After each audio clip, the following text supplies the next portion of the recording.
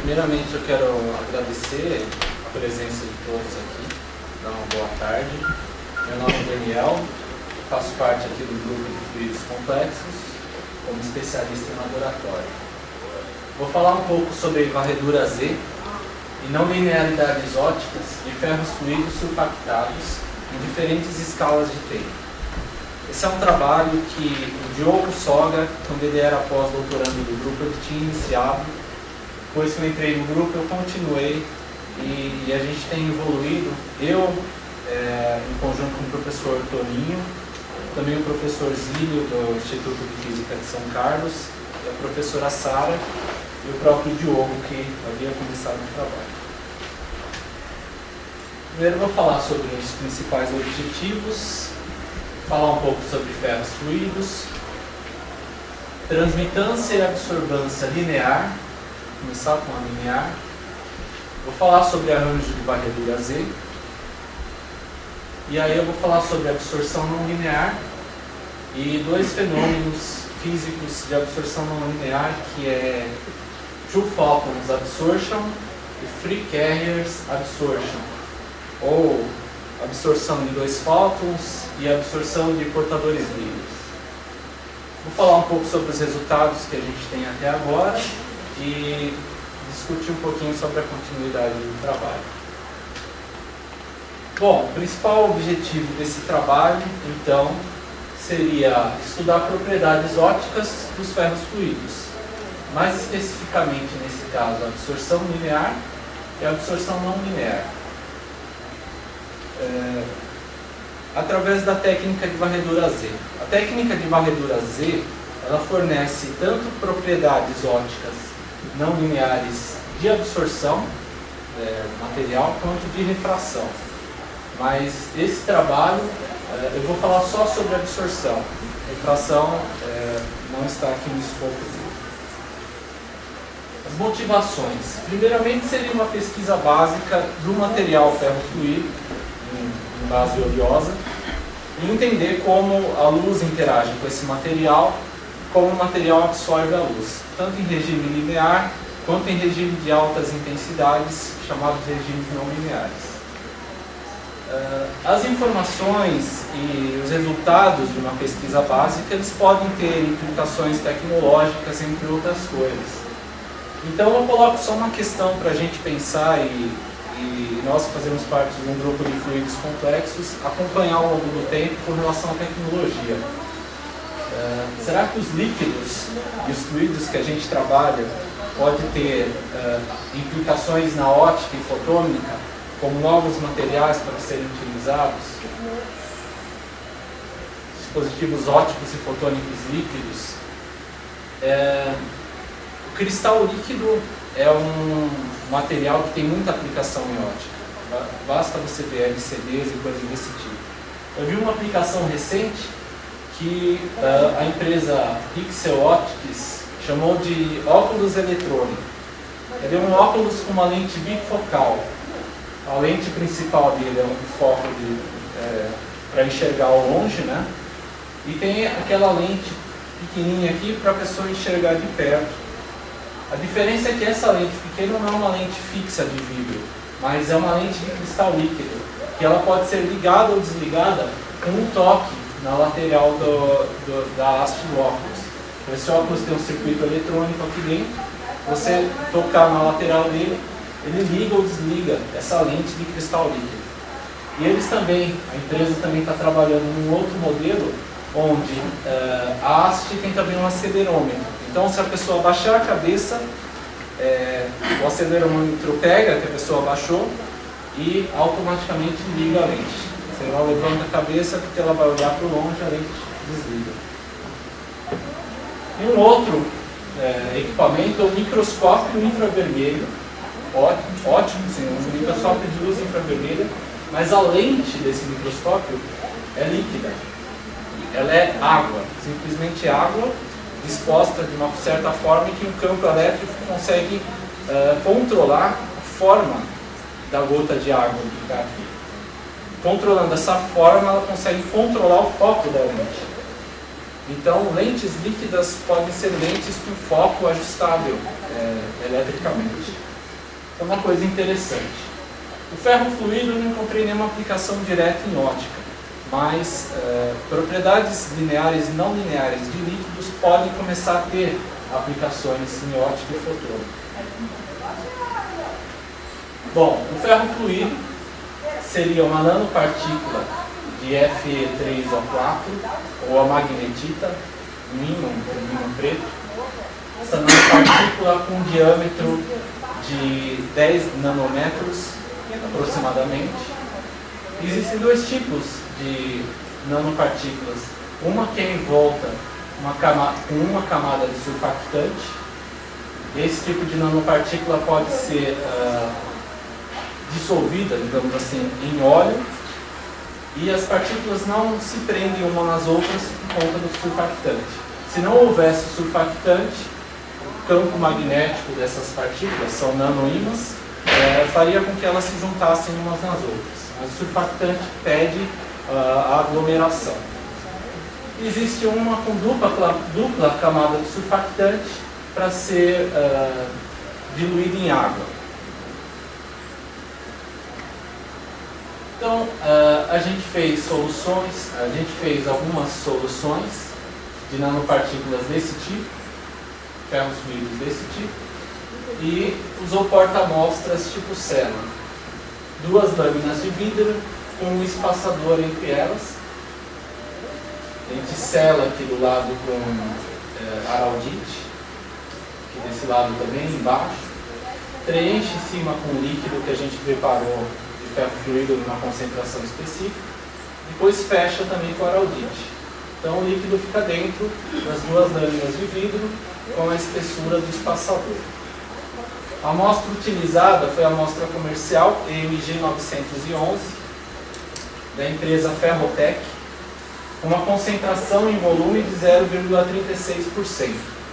Ou seja, de todo o volume da concentração, 0,36% é de magnetismo.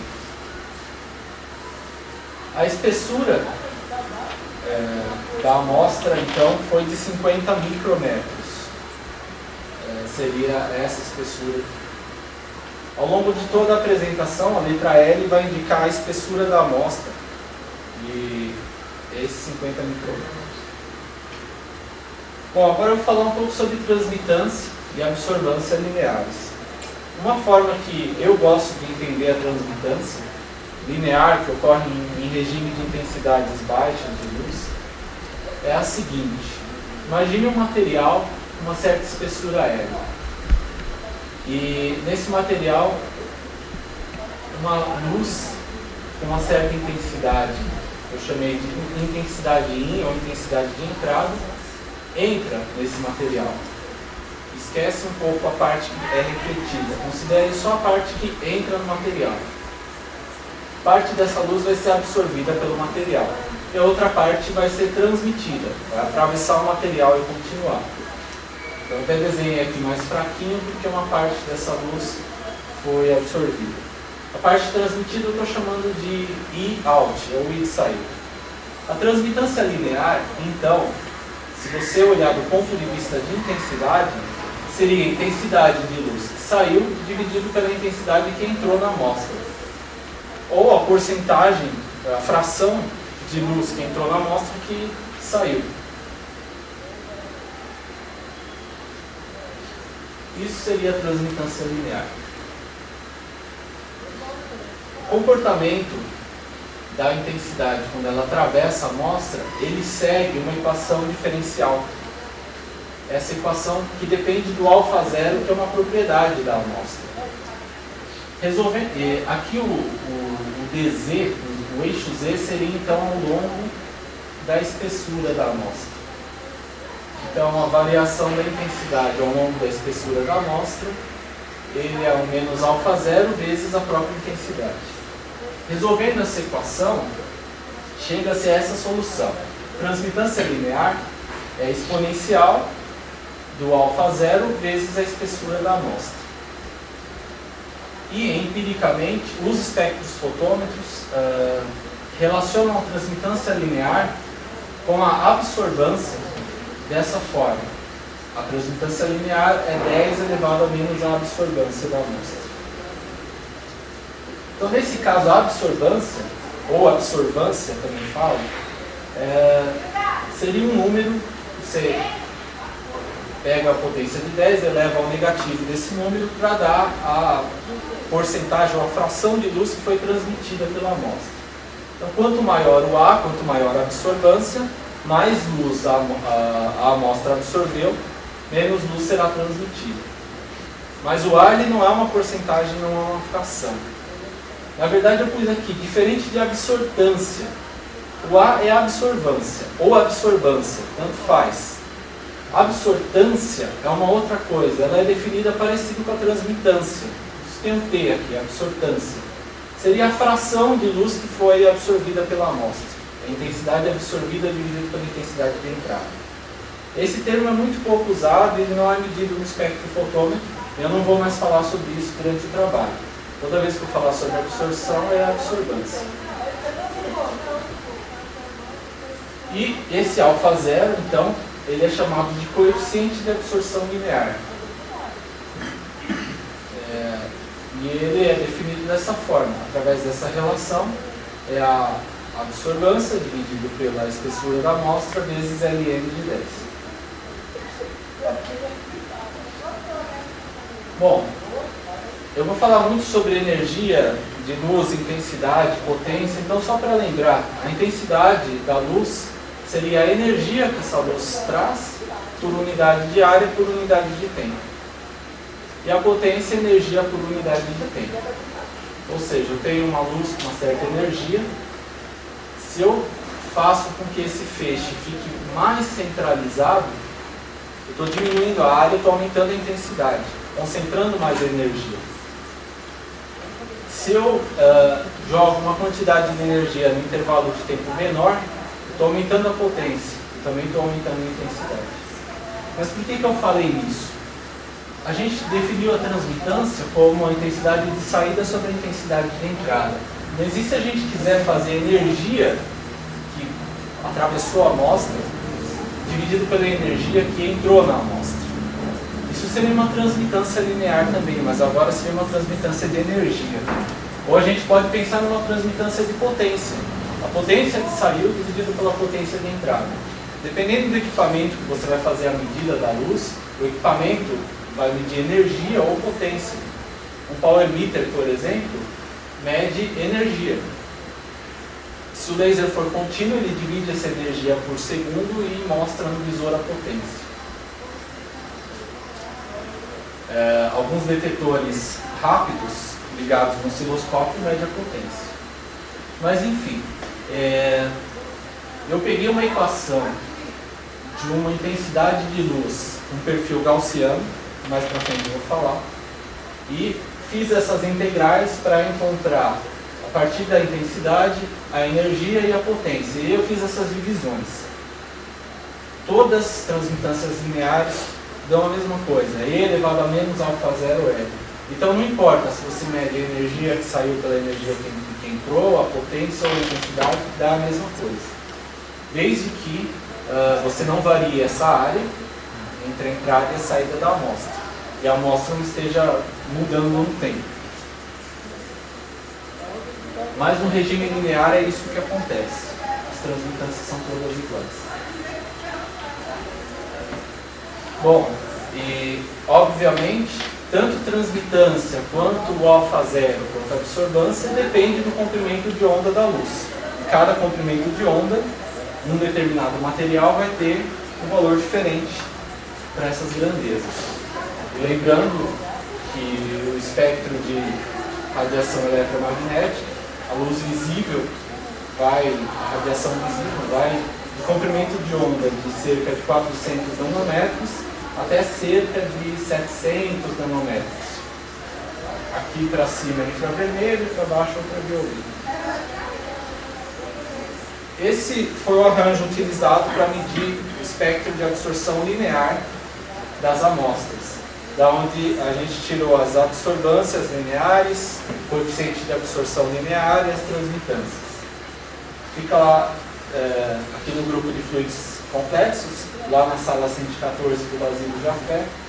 Basicamente ele é composto de uma fonte de luz, onde tem uma lâmpada de halogênio e uma lâmpada de deutério.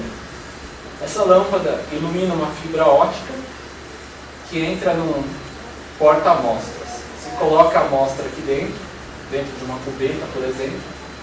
Essa luz atravessa a amostra, entra numa outra fibra ótica, que essa fibra ótica se conecta nos espectrômetros. Os espectrômetros vão abrir a luz em seus diferentes comprimentos de onda, vai fazer a dispersão da luz e medir a intensidade da luz em cada comprimento de onda. Com isso, comparando então a intensidade da luz em cada comprimento de onda com da amostra que você colocou, com a intensidade da luz em cada comprimento de onda de um considerado fundo, fazendo um cálculo pelo software no computador, é possível obter então a curva de transmitância ou de absorvância. Nesse caso seria a curva de absorvância. Nesse eixo a gente tem a absorvância, que é o Azinho, e aqui o comprimento de onda. Esse foi o ferro fluido que a gente utilizou. A gente pode observar que para comprimentos de onda acima de cerca de 730 nanômetros, a amostra já não absorve nada de luz. Então nessa região a amostra é transparente. Toda a luz que entra atravessa a amostra e sai. A transmitância é aproximadamente 100%. Já nessa região, não. Nessa região a amostra absorve luz, sendo que ela absorve o máximo aqui por volta de 400 nanômetros. Então, nos experimentos de Z-Scan, que eu vou mostrar daqui para frente, foi utilizado o comprimento de onda de 532 nanômetros, um feixe de laser verde. Em 532 nanômetros, ele está mais ou menos aqui. A amostra já absorve linearmente, com absorvância de 0,20, que equivale a uma transmitância de 0,63, ou seja, 63% da luz que entra na amostra é transmitida. A espessura da amostra e o coeficiente de absorção linear encontrado 3. Aqui seria o arranjo de varredura Z. Um deles, esse é um esquema do arranjo de varredura Z com laser contínuo. Existem outros arranjos que a gente utilizou também. Eu vou falar um pouco sobre eles, mas antes de falar sobre o arranjo, eu vou falar um pouco sobre o ponto central da varredura Z, que está aqui nessa região da imagem. Então aqui a gente tem um carrinho, um microdeslocador, onde a amostra é presa sobre ele e a luz atravessa a amostra. Esse carrinho vai deslocar a amostra ao longo dessa direção, ao longo do eixo Z. Por isso que a técnica é chamada de Z-Scan ou varredura Z. E enquanto a amostra vai se transladando, a luz atravessa a amostra e a luz é medida por um detetor.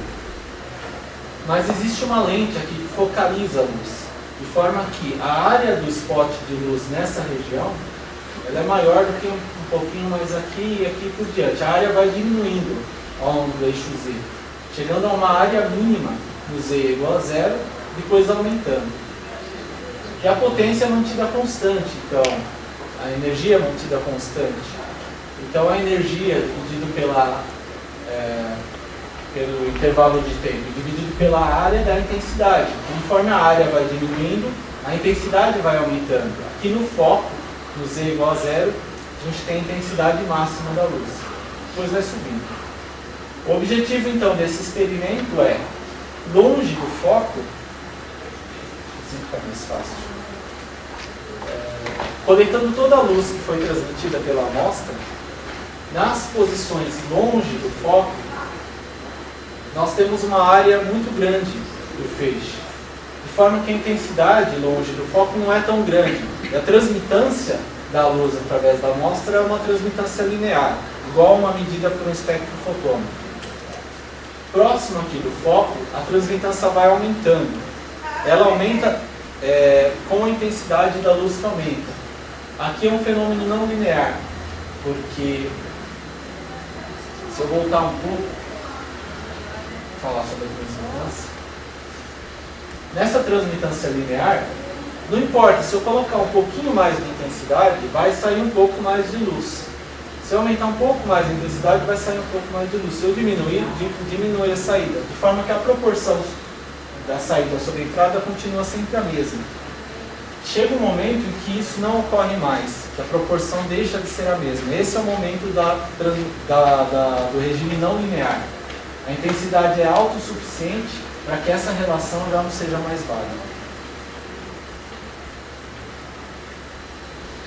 Então, aqui embaixo está um gráfico da transmitância normalizada, ou seja, a transmitância não linear dividido pela transmitância linear. Longe do foco, isso dá 1. Significa que, longe do foco, a transmitância ela não é a transmitância linear. A linear dividido pela linear dá 1. Conforme eu vou chegando próximo do foco, eu tenho transmitância não linear, que é maior que a transmitância linear, que é menor que a linear. Por isso que tem um vale. Pois longe do foco aqui de novo. Esses seriam os dados obtidos pelo Z-scan, conforme a amostra vai se deslocando ao longo do eixo Z. Bom, para falar um pouco mais sobre o arranjo, então, o centro está aqui. Depois que a luz atravessa a amostra, existe um detetor aqui que coleta toda a luz que foi transmitida. Pelo menos parte dela, mas coleta toda essa parte. Com esse detetor é possível, então, medir a absorção não linear. Existe uma outra configuração onde é colocado uma íris que se coleta só o centro do foco. Nesse caso, esse detetor ele é sensível a não linearidades refrativas. No caso desse trabalho, foi feito todo com base nesse tipo de detetor. E os detetores são ligados no osciloscópio e no microcomputador para o tratamento dos dados. Essa parte aqui do Z-scan é aproximadamente igual para todos os arranjos. O que muda então é a fonte, é a luz que você está jogando em cima da amostra. Nesse caso, nós temos um laser contínuo, CW de onda contínua, em 532 nanômetros. Como ele é onda contínua, a intensidade dele ao longo do tempo ela é constante. E a gente passa essa luz através de um chopper. Esse chopper vai, ora barrar a luz, ora permite que ela passe. Ora barra, ora permite que ela passe. Com isso, a intensidade assume esse perfil de onda quadrada. Aqui, o chopper deixou a luz passar, a intensidade está alta. E o chopper barrou a luz e não teve intensidade, e assim por diante.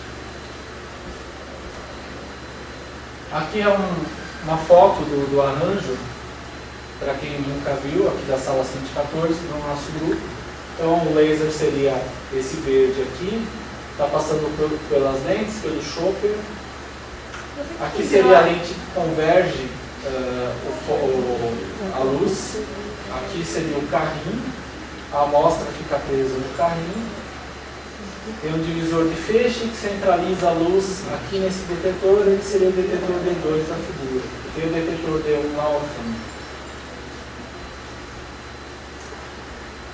Bom, agora para falar um pouquinho sobre o tipo de intensidade que esses lasers que nós utilizamos possuem.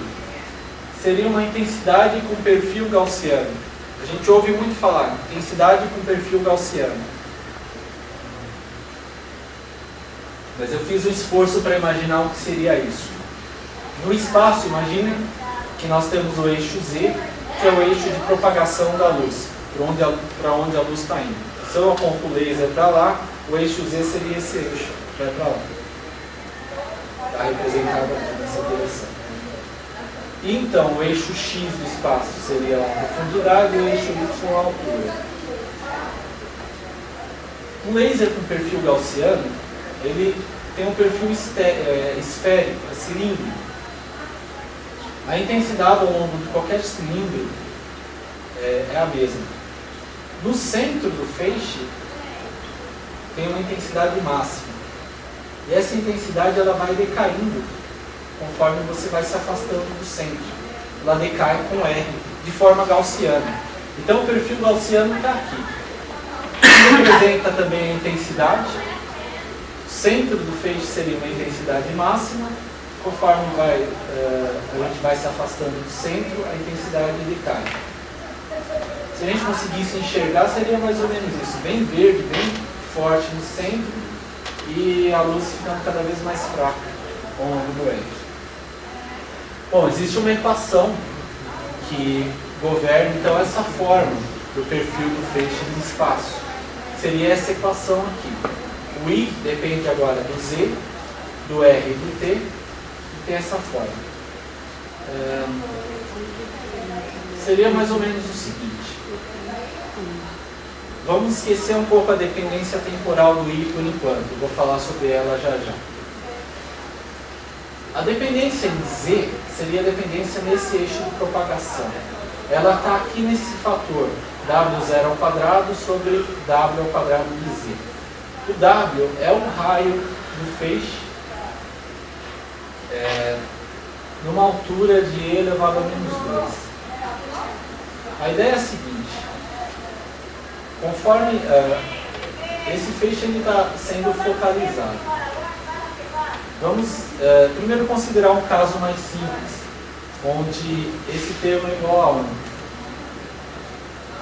onde não existe uma lente focalizando o feixe. Nesse caso, esse termo é igual a 1. A gente só tem essa dependência exponencial com a gaussiana. O que ela diz aqui é o seguinte: quando R é igual a 0, seria a intensidade no centro do feixe. R é igual a 0, isso daqui vai para 1, e a intensidade fica igual a I0. I0 seria a intensidade aqui no centro, seria um valor de intensidade aqui. Conforme o R vai aumentando, a intensidade vai diminuindo. Quando o R fica igual ao valor do W, então o R vai cancelar com o W, aqui vai ficar I0, E elevado a menos 2. E elevado a menos 2 é cerca de 13%. Então, quando o R for igual a W, a intensidade de luz já decaiu 86%. Ela é 13% do valor aqui do centro. Se o R tender a infinito, a intensidade vai para 0. Ou seja, um feixe com perfil gaussiano, ele não termina aqui nesse R. Ele vai embora. Só que a intensidade fica cada vez menor com o feixe. Bom, o W do feixe, agora, se eu colocar uma lente e focalizar essa luz ao longo do eixo Z, essa luz vai convergir para um ponto e depois vai abrir de novo. Essa convergência, essa divergência da lente, ela é dada por esse termo e por essa relação. O W0, nesse caso, seria, então, o raio do feixe, 1 sobre E quadrado, no ponto Z igual a 0, no foco. Seria o raio mínimo do feixe. Raio do feixe no foco da convergência. O Z é essa posição ao longo da propagação, e o Z0 é uma constante que está relacionada com o W0 através dessa relação π W0 ao quadrado sobre lambda, chamada constante de difração. A partir dessa distância, os efeitos de difração da luz têm que ser considerados. Antes dela, a gente está num plano, num campo local, campo próximo. A partir dessa distância seria um campo distante. Mas enfim, aqui no Z-scan ela entra como uma constante aqui embaixo. Bom, agora para falar um pouco sobre a intensidade. Eu tenho para todos os feixes esse mesmo perfil gaussiano. Para o feixe, para o arranjo de milissegundos, onde eu tenho um laser contínuo mais um choker, a dependência no tempo da intensidade, ela segue essa relação. Para um tempo maior que tal sobre 2 e menor que tal sobre 2, a intensidade tem essa forma gaussiana. Seria então essa intensidade aqui, no tempo. Agora, para os outros tempos, ela é zero. Seria a parte que o Chopper cortou a lâmpada. Se eu for usar então a equação para fazer os cálculos do Z-scan, eu tenho que considerar essa equação para o regime de Z-scan de milissegundos. Obviamente, isso seria um pulso da luz. Esse pulso vai se repetindo ao longo do tempo. E se eu considerar o término de um pulso e o início do outro, eu tenho o que eu chamei de intervalo entre os pulsos. Intervalo de tempo entre um pulso e outro. Bom, no caso de feixes de laser pulsado no regime de femtosegundos e picosegundos, a dependência temporal é diferente. Ela também tem uma exponencial no tempo. Agora, o tal seria a largura do pulso meia altura. A largura máxima aqui do pulso a 50% da altura dele. Ao longo do tempo, então, a intensidade sobe, ocupa o máximo e depois desce. É como se o laser ligasse, fosse aumentando o seu brilho, tivesse o brilho máximo, depois diminuísse e visse para zero. Isso é para um pulso de luz. Esse um pulso é governado então por essa relação. Eu posso usar essa equação para resolver as equações de Z-scan e ajustar nos dados. Aqui, obviamente, como femtosegundos e picosegundos são regimes muito curtos, ultra curtos, se eu considerar ao longo do tempo, essa abertura aqui, se eu considerar em escala com o intervalo entre pulsos, não dá para ver, vai ser praticamente um traço. Os lasers com mais alta frequência, a gente encontra a frequência da ordem de megahertz, que seria o intervalo de pulsos entre um pulso e outro da ordem de nanosegundos.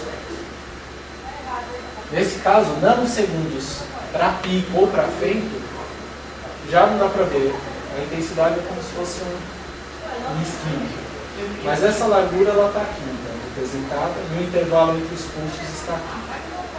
E é possível alterar esse intervalo entre pulsos, afastar mais um pulso do outro ou aproximar mais um pulso do outro. Isso é feito alterando a frequência do laser. Lasers com frequências diferentes vão ter intervalos entre um pulso e outro diferente. Bom, os arranjos que eu utilizei então, aqui no Instituto de Física, no grupo, foi o arranjo de milissegundos, onde o tal, a largura do pulso, variou de 2 milissegundos a 17, eu fiz medidas intermediárias entre isso, e o intervalo entre os pulsos também de 2 milissegundos a 17. Seria isso aqui, vai. 2 milissegundos, daqui até aqui, 2 milissegundos. Simétrico. 2 milissegundos a luz incidindo da amostra, 2 milissegundos a luz apagada. Como se fosse isso. No caso do femto, a largura do pulso de 280 femtosegundos. E com intervalo entre pulsos de 0,1 milissegundos e 0,33 milissegundos. Então, aqui seria 280 femtosegundos, entre um pulso e outro 0,1 milissegundos.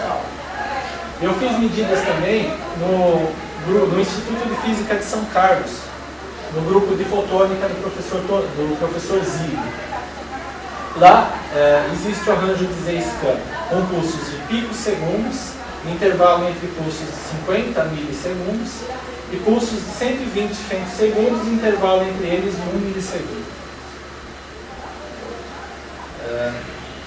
Só para ter uma ideia, então, intervalo entre pulsos aqui e o pulso de impulso. Bom, agora eu vou falar um pouco,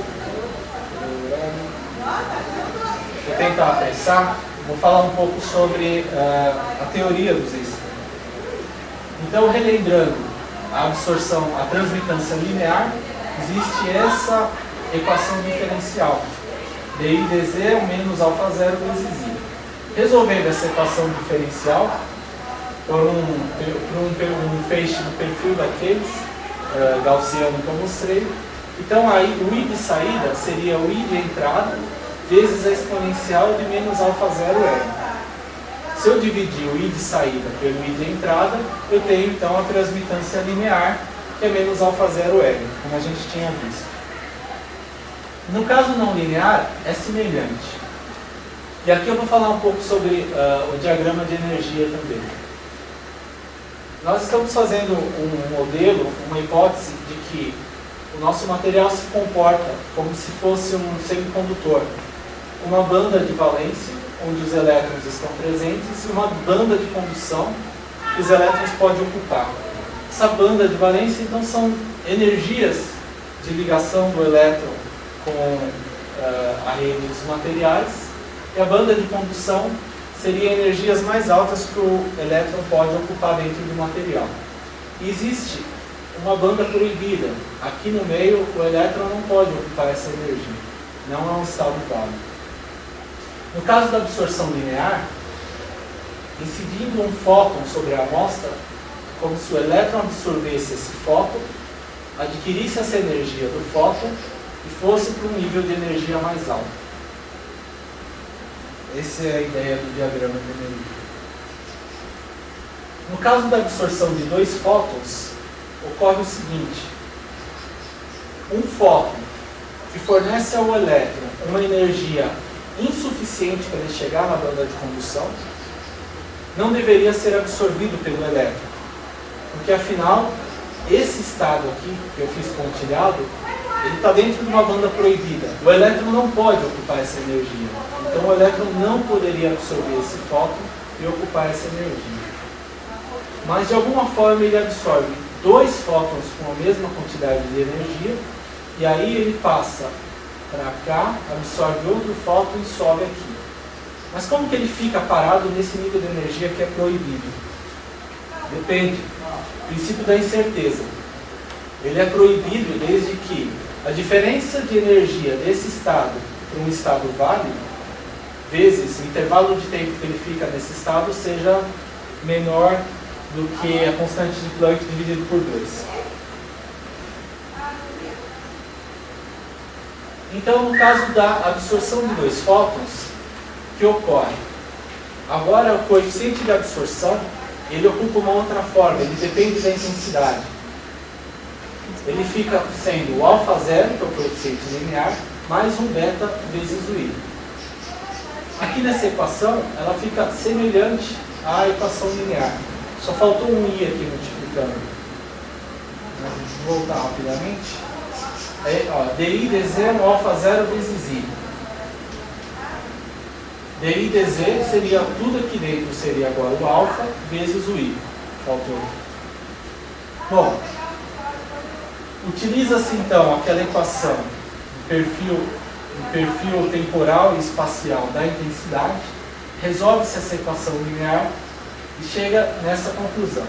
A intensidade da luz que saiu da amostra é igual à intensidade que entrou, vezes E elevado a menos alfa zero L, sobre 1 mais Q, sendo que o Q vale o beta, esse beta aqui, a intensidade que entrou e a espessura específica da amostra. Se a gente olhar só para a parte de cima, é igual à equação da transmitância linear, só que a não linearidade está nesse termo aqui de baixo. Agora, a quantidade de luz que sai da amostra depende da intensidade da quantidade de luz que entrou. Fazendo a transmitância não linear na energia, e agora isso é importante, transmitância não linear, ela é diferente se você mede a transmitância de energia, ou de potência, ou de intensidade. No caso da energia, eu estou medindo a energia que saiu sobre a energia que entrou. É só integrar essa equação da intensidade que saiu, no tempo e no espaço, e dividir pela integral da intensidade que entrou na amostra, também no tempo e no espaço. Fazendo essa integral, chega-se nessa relação.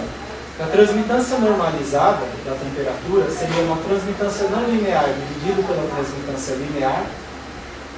Ele segue essa somatória onde esse somatório, o beta e zero, é efetivo 1 mais z sobre z zero ao quadrado.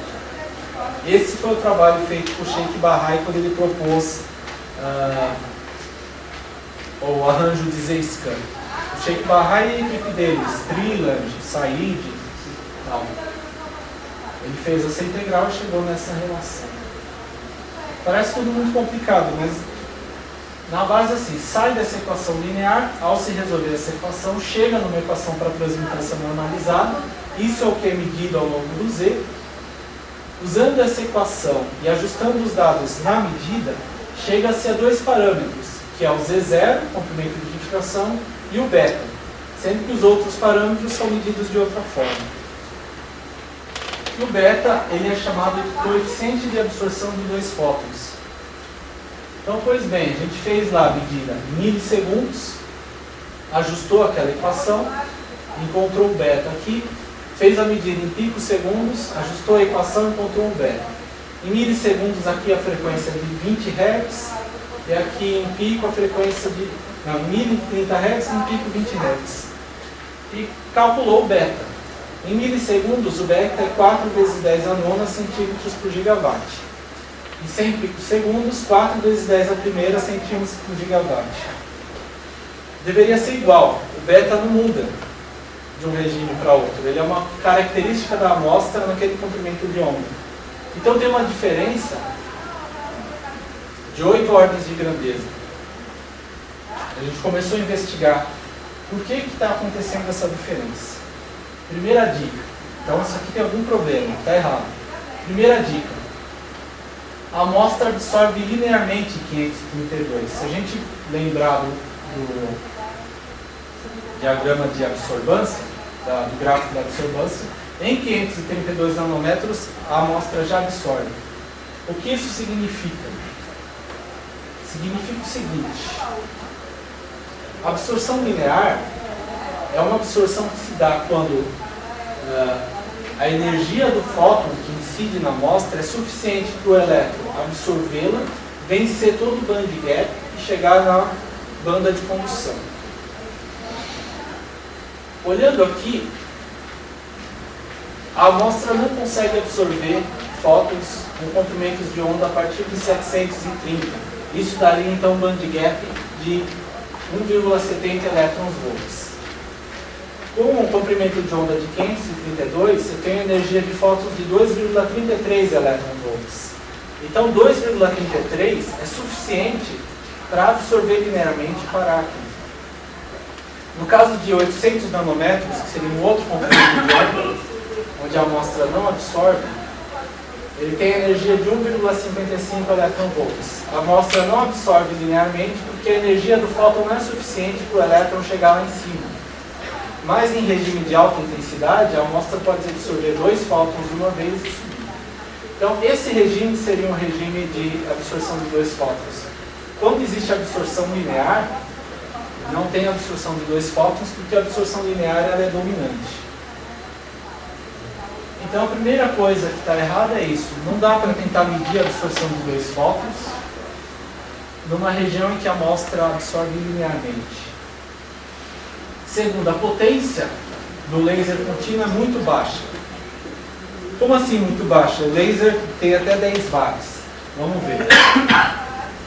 Voltando aqui no princípio da incerteza, eu fiz as contas com um comprimento de onda de 800 nanômetros, com o nosso mesmo material, e com uma energia de pulso de 23 nanojoules. Uma energia bem pequena. Fazendo essa conta aqui, com essa energia e a diferença do nível de 800 nanômetros para o próximo, dá que o intervalo de tempo em que o elétron pode ficar aqui, nesse estado proibido, tem que ser menor do que 1 femtosegundo, para ele conseguir absorver o segundo fóton e subir. Isso significa, fazendo as contas da potência com essa energia de pulso para o laser de femtosegundos, dá uma potência de 80 kW. Por quê? É a energia dividida pelo tempo.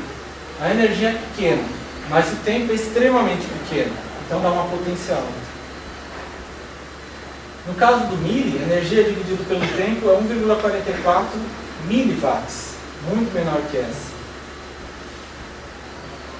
Fazendo a conta agora de quantos fótons estão presentes nesse tipo de pulso de femtosegundos, no intervalo de tempo menor do que 1 femtosegundos, ou seja, se eu pegar no tempo, um espaço menor do que 1 femtosegundos e contar quantos fótons tem lá dentro, dá 3 vezes 10 oitavos.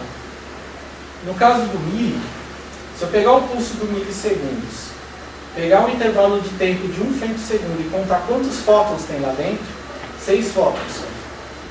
Dá aqui, ó, 8 ordens de grandeza. Ou seja,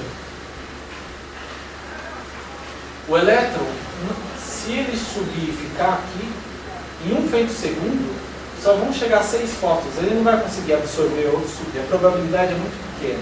Agora, nesse caso, se ele subir e ficar aqui, tem 3 vezes 10 oitava fótons. Ele pode absorver 2 e subir. Ou seja, concluindo isso, em 532 nanômetros, em milissegundos, não é a absorção de 2 fótons, definitivamente. Então, a hipótese que a gente fez é de que é a absorção de estado excitado, de portador livre. A ideia seria a seguinte: um elétron absorve um fóton, consegue vencer todo o band gap, então a absorção linear, chega na banda de condução e logo em seguida recebe outro fóton e absorve mais e sobe mais ainda do nível de energia. Isso seria então free carrier absorption.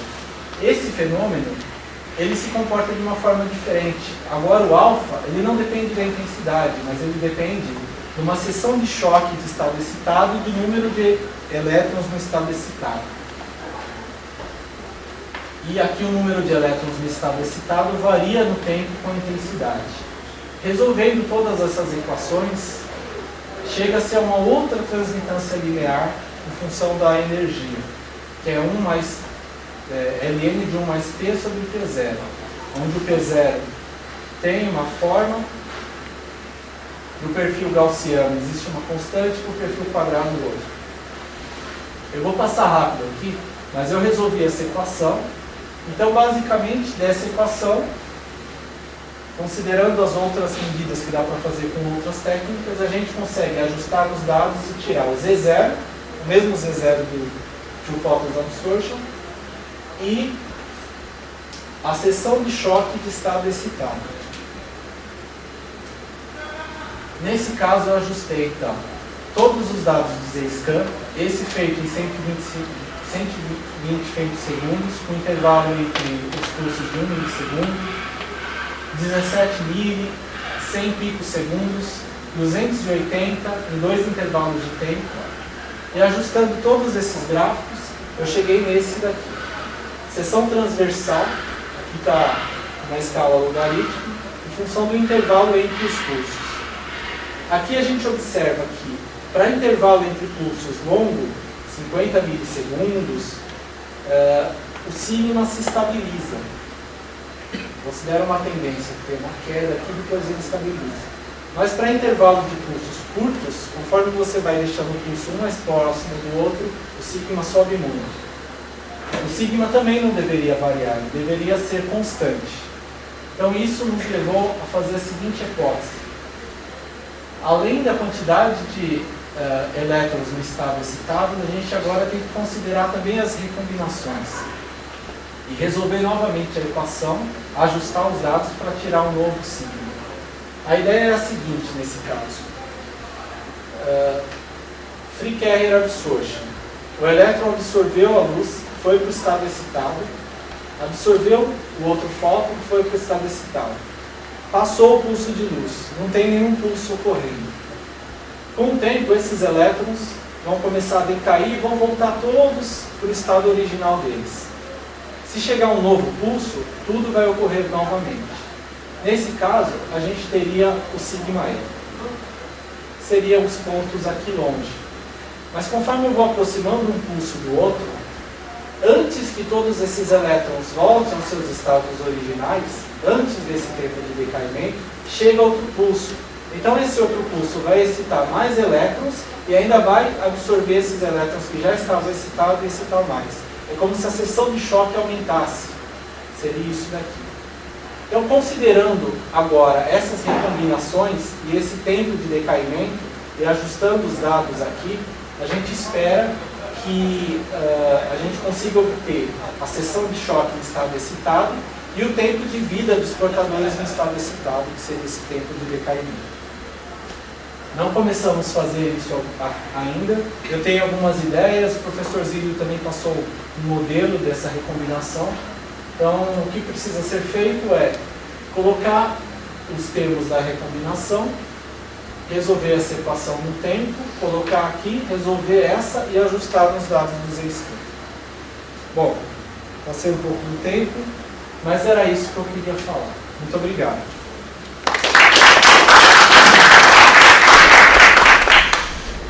Dúvidas? Questões?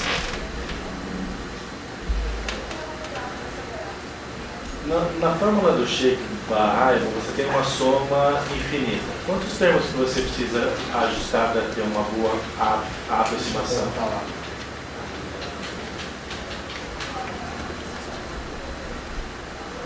Aqui.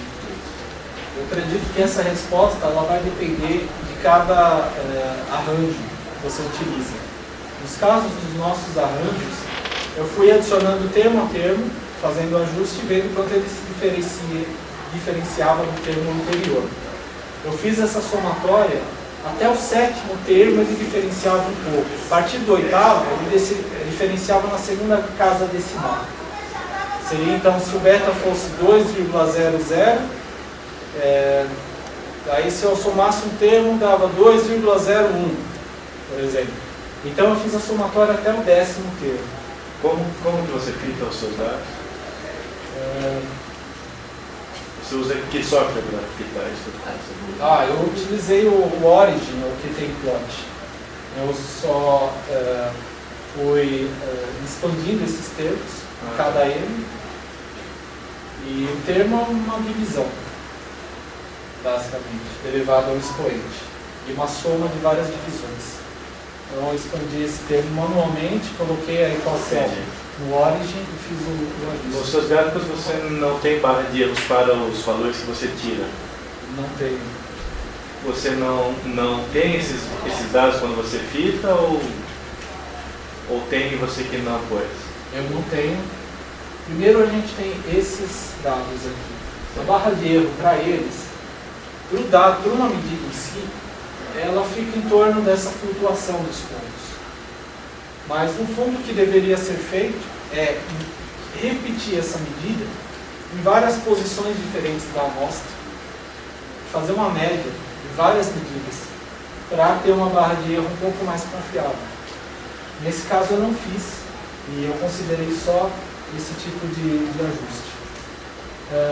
E o próprio ajuste em si e a determinação de alguns parâmetros, principalmente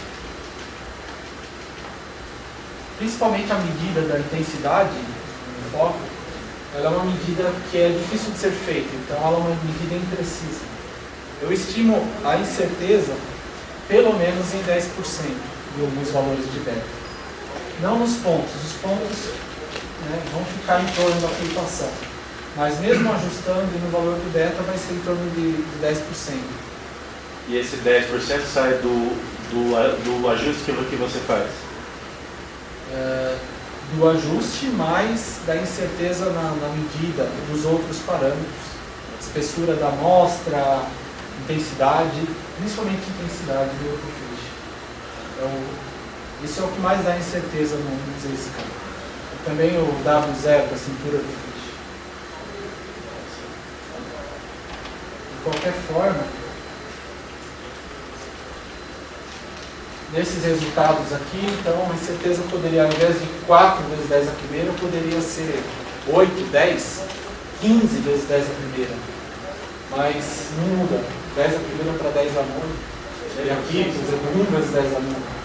Que teria o mesmo problema nesse caso. Mais dúvida? Se não, vamos agradecer mais uma vez. Muito obrigado.